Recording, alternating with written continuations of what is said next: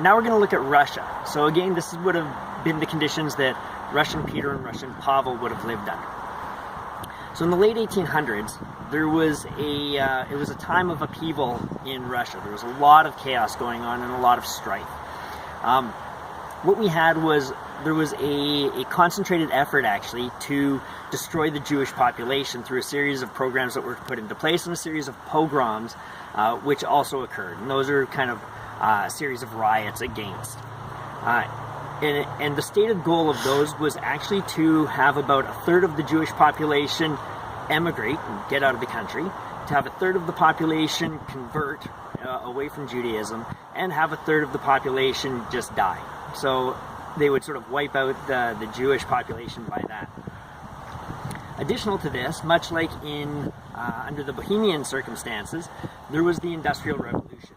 So again, we saw a tremendous amount of industrializing businesses where people before would have had a lot of farm work done by manual labor.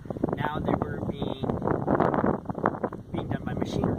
So a lot of those people now moved to city centers, which again were using a lot more industrial methods to have higher production, where they could try to get jobs in mills and factories. What this did is it effectively drove the population of the main city centers up, causing again a lot of strife, a lot of stress, because now with so many people going to the cities looking for work, there was less work in the cities. And the people who had been living in the cities before, who had been fine with the cities at their current sizes, but now with the influx, they figured this is just too busy, too crowded, so they started moving to the country. So a number of these people now that moved to the country, they had no experience in any kind of farm work, in how to run the farm, how to do the farm labor. And additionally to that, the people on the farms there now felt that their way of life was being challenged by these people who didn't have the background in it that they did. So this drove up stress again even further amongst the population. Then in 1891 and through 1892, Russia experienced a disastrous famine. So the ability to produce crops fell dramatically. Ultimately, this led to the death by starvation of over 500,000 Russian citizens. And in addition to that, hundreds of thousands or millions more were still suffering from the effects of starvation.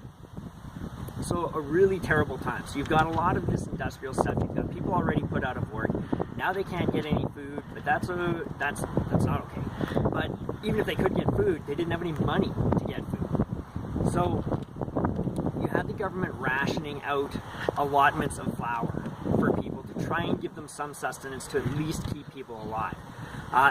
The amounts were incredibly small, and for most people, the allotment for a week would usually be run through in about 4 days. And in many cases, the flour rations they were given, they even had to eat them raw because nobody had money for fuel.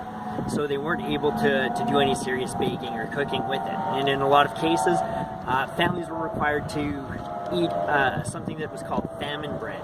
And famine bread was basically a mixture of moss and various husks of other plants and goosefoot bark. So a very, very tasteless, low nutritional value. About the only thing it was good for was quelling your sense of hunger. And that was mainly because it was so distasteful. Nobody wanted to eat anything after taking a few bites. So you've got a number of people now starving.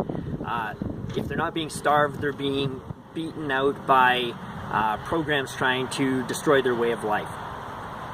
So to aid with this, the U.S. government had sent over a tremendous amount of aid, both in consumables and in financial aid, to help alleviate some of this suffering. In fact, it was, in today's money, it would have been hundreds of millions of dollars that they had sent over in goods or dollars. So a lot of these people that were suffering tremendously had really good feelings now about the United States, because they were seen as sort of coming to the rescue and helping these people in their time of need. So when you have, they're hoping for a third of the Jewish population to emigrate, that gave them a perfect reason to get out of Russia. If you have people that are starving, again, they see this as a great reason to get out of Russia and go to somewhere where obviously they have a tremendous amount of wealth and goods that they can provide to the citizenry. So what we saw there then is over a period of about 20 years, from 1891 to 1910, about 2 million Russians migrated to the United States. So again, huge influx of people to the United States and a huge emigration from Russia. What we also saw during the late 1890s, because of the famine, but other reasons as well, there was a large number of wolf attacks, and we see this reflected in the story with Russian Peter and Pavel, where the wedding party gets attacked in their wagons. Because of the lack of food, because of the lack of vegetation, a lot of the natural prey for the wolves had died off, and we saw now the wolves going into attacking far more humans than had been done in the past. So this puts sort of a historical spin on what exactly that might have been occurring at that time that forced them into a situation which ended up with their ostracization from their hometown. So further to this, when we look at the traditional music they would have experienced in Russia, Russia for a long time actually had a vocal-only music, vocal-only traditional folk songs, because the church in Russia had thought that music was of the devil. So they had banned the use of music, and the music that they used was simply that of the voices. Russian traditional folk songs were done through the chest voice predominantly, and it was mostly done by the women as well. So you have a long history of the women being primarily the singers, with a very sort of limited range of music style, vocality. Let's see here. So, and then with the dances, we have sort of the traditional one that everybody knows with the sort of squat jumping ones. We've got the kalinka and the kazachok, which again, we look at that and compare it to what they would have experienced when they got to the United States.